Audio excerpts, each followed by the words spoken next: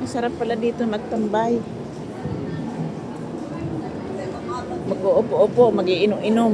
Oh, may nanonood. May nagiinom. May naglalaro. Gandang tambayan. Kaya lang hindi ka pwedeng magtambay ng matagal. Ayun. Ano kaya yun? Fireboat. Magaling. Tignan mo, nakatambay. In case of emergency, nandoon na. Hindi tulad sa Pilipinas na magpaplano pa. Yun, ang cute ng mga aso.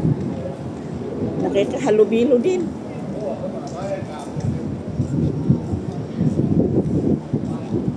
Muntik na ako makarating sa... Saan ba yun?